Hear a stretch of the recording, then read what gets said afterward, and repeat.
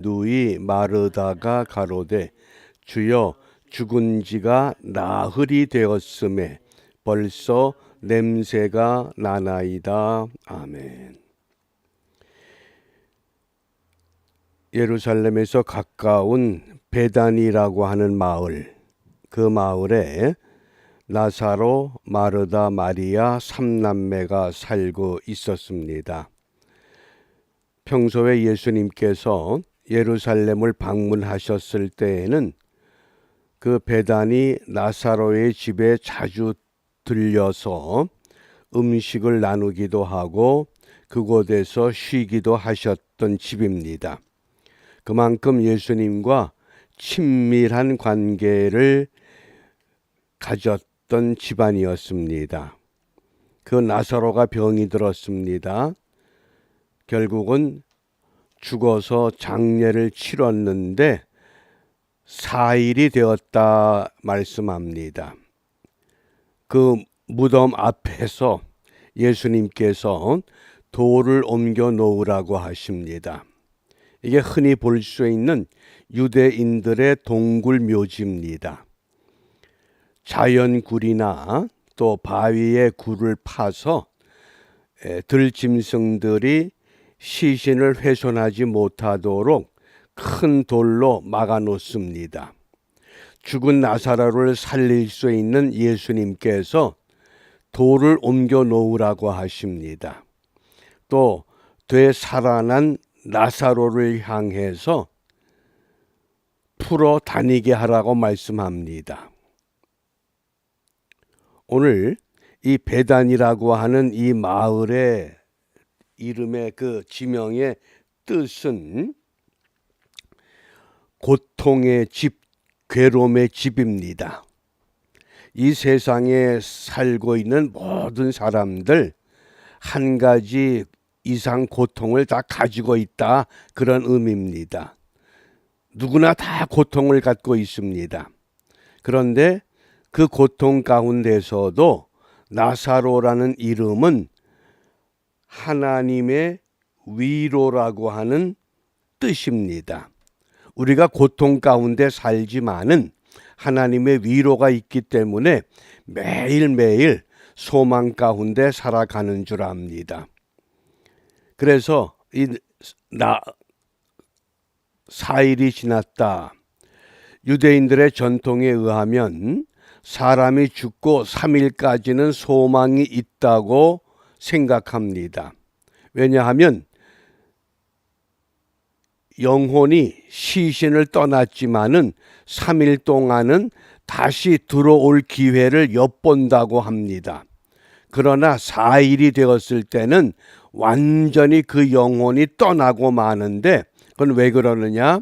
이제는 시신이 완전히 썩어서 냄새가 나고 색이 변했기 때문.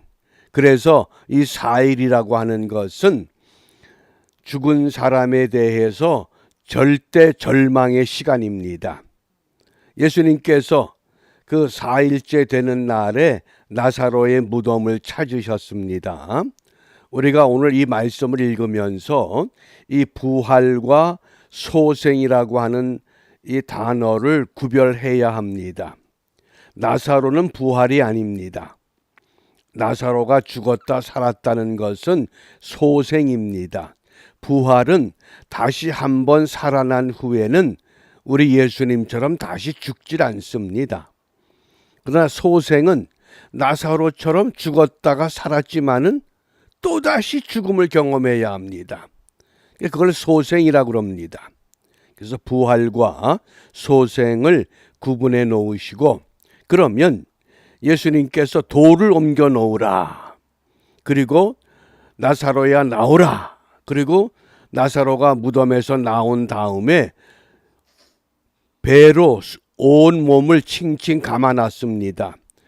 그런데 풀어놓아 다니게 하라. 죽은 사람을 살리셨던 능력의 예수님께서 돌을 옮겨 놓아라, 풀어놓아 다니게 하라. 어떻습니까? 우리가 이 예수님의 분부를 통해서 이 돌을 옮겨 놓으라고 말씀하신 것은 나사로에게 표적이 나타나기 전에 사람이 해야 할 일, 바꿔 말하면 우리가 구원받기 전에 하나님 앞에 먼저 해야 할 일이 있습니다. 그 다음에 풀어놓아 다니게 하라. 이것은 표적이 나타났습니다. 바꿔 말하면 구원을 받았습니다. 그 다음은 어떻게 살아야 되느냐? 풀어놓아 다니게 하라. 진리를 알지니 진리가 너희를 자유케 할 것이다. 그래서 구원받은 백성들은 죄에서 자유를 얻었기 때문에 죄에 붙잡힌 신앙생활이 아니라고 하는 겁니다. 그래서 오늘 왜 예수님께서 돌을 옮겨 놓으라고 하셨는가? 세 가지 의미로 생각해 봅니다. 첫째는 믿음을 행동으로 보여달라고 말씀하십니다. 나사로의 무덤 앞에서 예수님께서 돌을 옮겨 놓으라 이렇게 말씀할 때 마르다가 선생님 이제 죽어서 4일이 지났습니다. 냄새가 납니다. 그러자 예수님께서 내가 믿으면 하나님의 영광을 보리라. 주여 내가 믿나이다. 믿는다고 합니다. 그런데 순종이 안 되는 겁니다. 왜? 우리가 너무 합리적인 사고에 붙잡혀 있기 때문에 그렇습니다. 그러므로 믿음을 행동으로 보여달라고 하는 겁니다. 그걸 쉬운 말로 순종이라고 합니다. 믿음은 순종을 통해서 열매를 맺습니다. 그 다음에 두 번째, 돌을 옮겨 놓으라고 하는 것은 율법을 옮겨 놓으려는 겁니다. 그건 왜냐하면 유대인들은 돌을 율법의 상징으로 생각합니다. 왜냐하면 하나님의 산에서 모세가 계명을 받을 때에 예수님께서 돌에 새긴 계명을 주셨습니다. 또 요한복음 8장에 간음 중에 붙잡혀온 여인을 향해서 모세의 율법에 의하면 이런 사람은 돌로 치라고 그랬습니다. 다 돌을 들고 왔습니다. 그러니까 율법을 어겼기 때문에 돌로 율법으로 심판받아야 된다 그 뜻입니다. 그런데 예수님께서 돌을 옮겨 놓으라고 하는 건 뭡니까? 그 돌 속에는 죽은 나사로가 있습니다. 그 나사로가 병들어서 속히 와서 우리 오라비를 고쳐주십시오. 그랬을 때 예수님께서 제자들에게 어떻게 말씀합니까? 이 병은 죽을 병이 아니다. 그런데 죽었습니다. 그러자 예수님께서 자, 나사로가 잠을 자는구나. 깨우러 가자. 그러니까 차라리 잠을 자는 것이면 낫겠습니다. 죽었습니다. 무슨 의미입니까? 율법으로는 해결하지 못할 문제이기 때문에 돌을 옮겨라. 은혜로 해결하겠다는 겁니다. 그래서 율법과 은혜를 분명히 구분하도록 오늘 돌을 옮겨 놓으라고 말씀을 하신 겁니다. 그 다음에 세 번째, 이 돌을 옮겨 놓으라고 하는 것은 죄를 해결하라는 뜻입니다. 예수님과 이 돌무덤과 그리고 그 안에 나사로, 죄의 결과가 무엇입니까?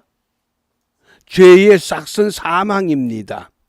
그 죄의 문제를 해결하면 어떻게 됩니까? 사망이 없습니다. 그래서 이사야서 59장 2절에 오직 너희 죄악이 너희와 너희 하나님 사이를 갈라놓았다.